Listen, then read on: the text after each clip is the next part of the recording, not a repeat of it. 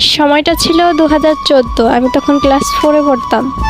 School থেকে গরমের বন্ধ দেওয়া হলো 1 সপ্তাহ। তো আমি বাসায় যেয়ে আম্মুকে বললাম, আম্মু অনেকদিন মামা বাড়ি যাই না, গরমের বন্ধ দিছে স্কুলে, তো মামাদের বাড়িতে বেড়ে আসি। আম্মু বললো তোমার আব্বুকে বলো। আব্বুকে গিয়ে বললাম, আব্বু মামাদের বাড়ি বেড়াতে যাব, স্কুল বন্ধ দিছে। আব্বু বললো এখন বেড়াতে যাবি? যা তাহলে, বেশি দিন বেড়াস না, তাড়াতাড়ি চলে আসিস।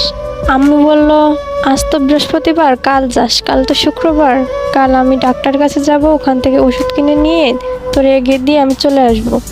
খুশিতে আমি আত্মহারা, তাড়াতাড়ি গিয়ে ব্যাগ টেক গুছিয়ে রেখে দিলাম, পরের দিন সকালে যেতে হবে।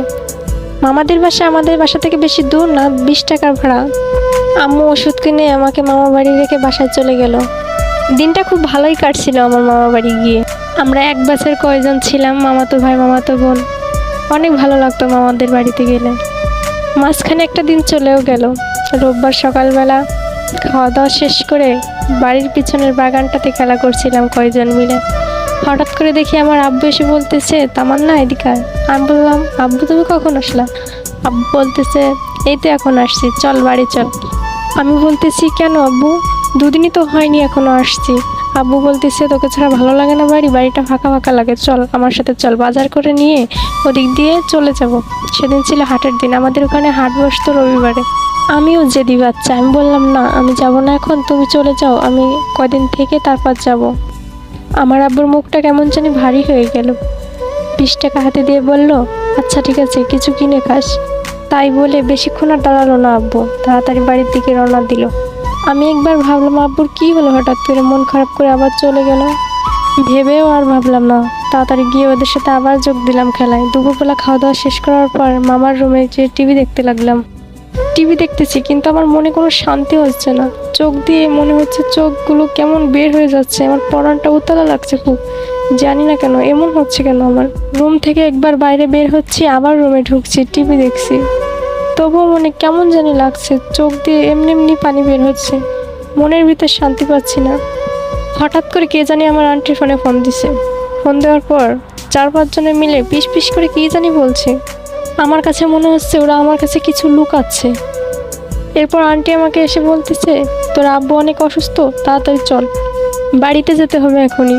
এর ভিতর মামা দৌড় দিয়ে এসে বলতেছে, তামান্না কোথায়? তামান্না, ওকে কেউ কিছু বলিস না, তাড়াতাড়ি রেডি হ, তামান্নার আব্বু বাজার করতে গিয়ে স্ট্রোক করছে। দৌড় দিয়ে ঘর থেকে বের হলাম। বললাম, আন্টি কি হয়েছে? আব্বুর কি হয়েছে? বলতেছে, তোর আব্বু অনেক অসুস্থ, তাড়াতাড়ি চল, কিচ্ছু হয় না, সব ঠিক হয়ে যাবে। এই কথা বলে আন্টিও কান্না করা শুরু করছে। আন্টির কান্না দেখে আমারও খুব কান্না পাচ্ছে। আমি মনে মনে ভাবতেছি, একটু আগেই আমার আব্বু আসছিল আমার কাছে, কি হলো, হঠাৎ এমন হলো কেন? পাশের বাড়ির এক মামার গাড়ি নিয়ে এসে মামা বললো, তাড়াতাড়ি সবাই উঠে পড়ো। সবাই তাড়াতাড়ি গাড়িতে উঠে পড়লো। গাড়ির থেকে নামতে না নামতেই দেখলাম রাস্তা ভরা মানুষ আর মানুষ।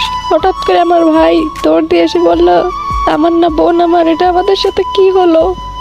বাড়ির উঠোনের সামনে যেতে না যেতেই দেখলাম মরা খাটিয়ার উপর শুয়ে আছে আমার আব্বু। আমার আম্মু ঘরের ভিতর চিৎকার করছে আর কান্না করছে। পাশের বাড়ির চাচিরা আমার আম্মুকে ধরে রাখছে। ওই দিন মনে হলো পুরো দুনিয়াটাই অন্ধকার হয়ে গেল আমাদের জন্য। শুধু আল্লাহকে বলতে লাগলাম, আল্লাহ এটা কি হলো আমাদের সাথে? এত কম বয়সে আব্বু হারা করলো আমাদের, ইতিম বানালো আমাদের। এগুলো বলে কান্না করতে লাগলাম। অল্প বয়সেই বাবাকে হারিয়ে ফেললাম।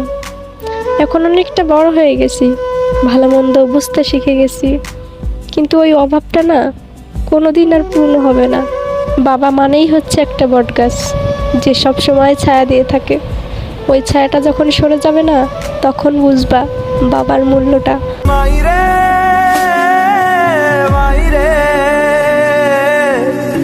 मुझसे ही रूठी मेरी परछाई।